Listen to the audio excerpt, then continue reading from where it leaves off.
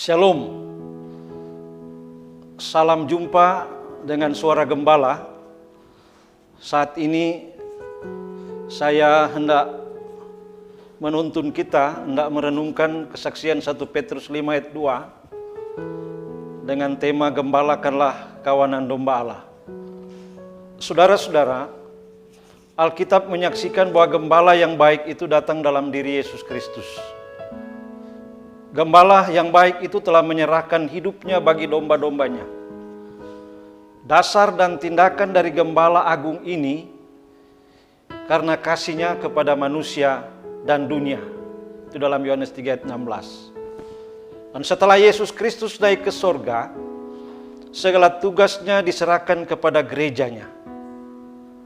Itu sebabnya kepada murid-muridnya Tuhan Yesus memerintahkan, gembalakanlah domba-dombaku.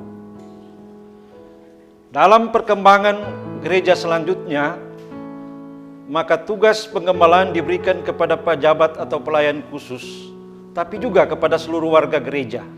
Itu antara lain dikatakan dalam bacaan 1 Petrus 5 ayatnya yang kedua. Saudara-saudara, dengan demikian tugas penggembalaan adalah tugas semua orang Kristen, yakni saling menggembalakan satu dengan yang lain, karena penggembalaan akhirnya harus menjadi gaya hidup orang Kristen atau orang percaya.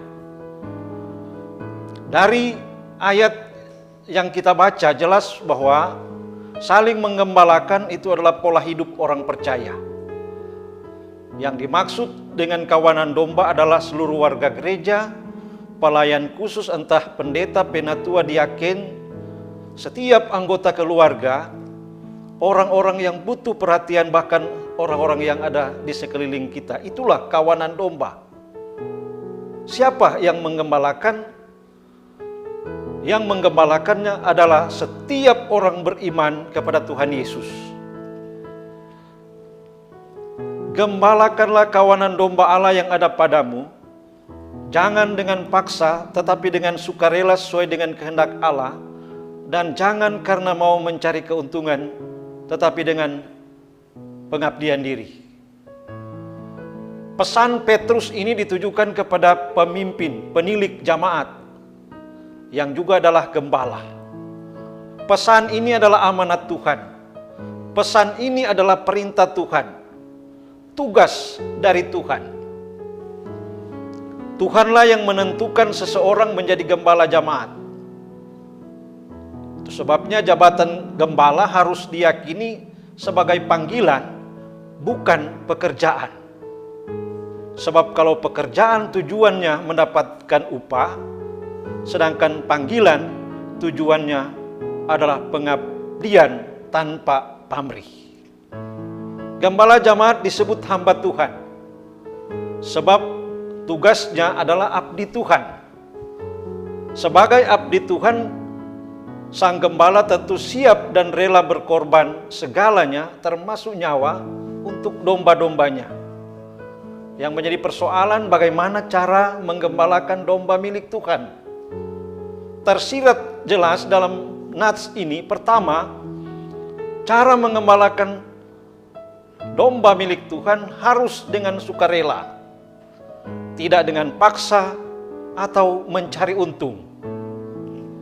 Kita memperhatikan orang lain bukan karena merasa terpaksa atau dipaksa, melainkan kita mau mengasihi sesama dengan sepenuh hati, dan juga bukan karena menerima upah atau mendapat untung.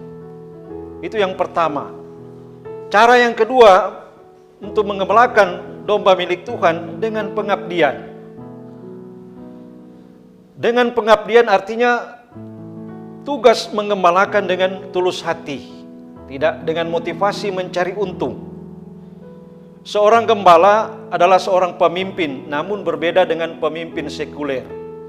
Sebab seorang gembala adalah pemimpin rohani yang justru harus banyak berkorban melayani domba-dombanya ketimbang dilayani oleh domba-dombanya. Itu sebabnya maka gembala yang baik justru banyak berkorban untuk domba-dombanya. Apa yang ia korbankan? selalu memberi perhatian, memberi pertolongan, memberi waktu bagi domba-dombanya.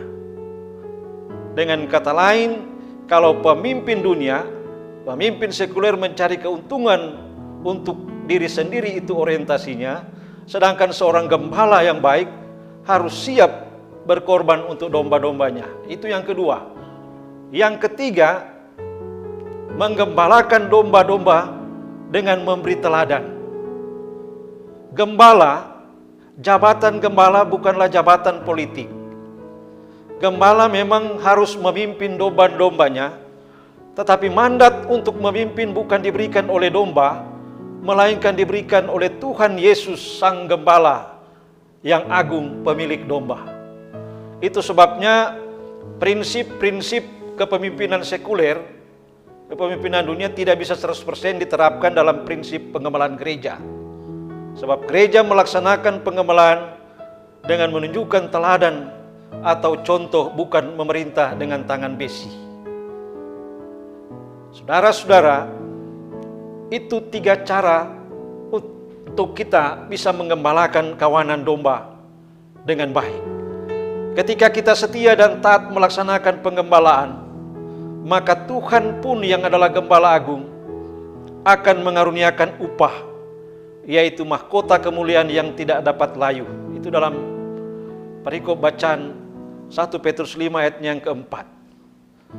Artinya ketika saat ini Tuhan mempercayakan pelayanan penggembalaan kepada kita, berapapun banyaknya domba yang dipercayakan Tuhan kepada kita, lakukanlah itu dengan setia, dengan selalu memandang kepada Tuhan, dan yang pasti mahkota kemuliaan akan diberikannya ketika kita setia mengerjakan pelayanan sampai pada kesudahannya. Wahyu 2 ayat 10 katakan, terpujilah nama Tuhan Yesus. Amin.